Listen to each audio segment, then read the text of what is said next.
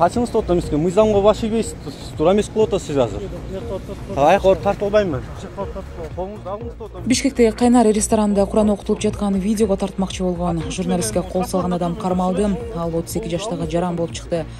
Өмүрбек Бабановдун жан сакчысы деп айтылып жаткан адам агрессия көрсөтүп журналистти муунткан. Маалыматтарга караганда аталган ресторанга мурдагы өкмөт башчысы Өмүрбек Бабанов эжесине Куран окуткан. Иш-чарага Мирлан Жыйынчороев, Алы Карашев өңдүү чиновниктер келген.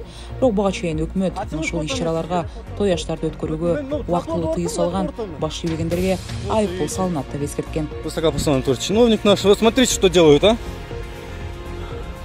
Качыңыз токтом мен сизге. Колуңузду алыңыз точ. Жогорку кеңештин төрагасы Дастан Жумабековдун сөзү дагы бир шакабага айланды. Бул ирет социалдык түйүндөрдө ага карата флешмоб уюштурулду. Эске салсак, кечээ 11-июнда Дастан Жумабеков коргоо иштери боюнча комитетте сүйлөп жатып, Дастан деп айтканда завод деген сөздү кошуп айткыла, себеби Дастан Далабаевич менен мен ушул жерде отурабыз, эл туура эмес түшүнүп калат деп айткан.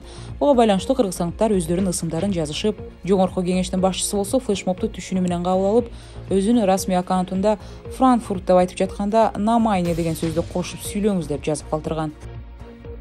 Мирсейит Бектемирович, Дастан дегенде Дастан заводу деп сүйлөсөңүз, это Дастан Далабаевич отурат, мен отурам. Туура түшүнүк болуп калып атат. Дастан заводу сөз түрдө. Заводун кошуп сүйлөсөңүз. Ушундай бир оор пандемия деп келгенден кийин ушу Малайзияга келди керек убагында. Бир абдан зар шарт боюнча. Анан бул карантин болуп жабылгандан кийин аксакалдар чыдагыла, балдар чыдагыла деп бизге билдирди. Анан барган жерибизде bir gün monok bolosun, sıyı bolosun, 2 gün monok bolosun, sıyı bolosun. Bir 3 ay öte kıyın eken, kolumuzlardan gelse, bizim Kırgız'ın memleketi, şöyle bir yalanların var öyle de. Малайзиядагы элчи Азимбек Бекназаров болсо пандемиядан улам аталган өлкөдө мекенинен кайта албай жаткан жарандар менен жолуккан. Интернетке тараган видеодо көрүнгөндөй өлкөгө кайта албай жатабыз дегендердин бири биринчи күнү конок болдук, экинчи күнү алар бизге чыдайт экен, бирок үчүнчү күнү оор болуп жатат. 2 айдан бери кете албай жүрөбүз, маселени эртерээк чечип бергиле деп кайрылган. Бирок элчи Бекназаров реалист бололу. Азыр кете албайсыңар, ар бириңерге учак жиберип өкмөт алдыра албайт. Чыдагыла, бир эле силер эмес, дүйнө жүзүндө эл кыйналып жатат деп жооп берген. Ал эми Жөн базары 12-синен 14-июнь күндөрү дезинфекция иштери үчүн жабылат. Санитардык эпидемиологиялык көзөмөл борбору бул үчүн тиешелүү кагаздарды жазып берди.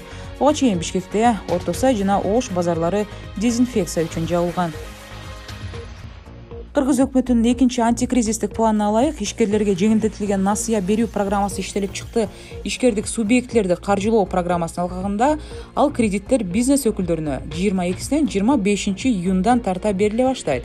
Микро насыялар 14% чек менен берилет. Бул коммерциялык насыяларга салыштырмалуу 2,5 эсеге арзан экендиги айтылууда. Кутулуу мөөнөтү 3-5 жыл, ал эми ортодо 1,5 жыл негизги суммага каникул жарыяланат.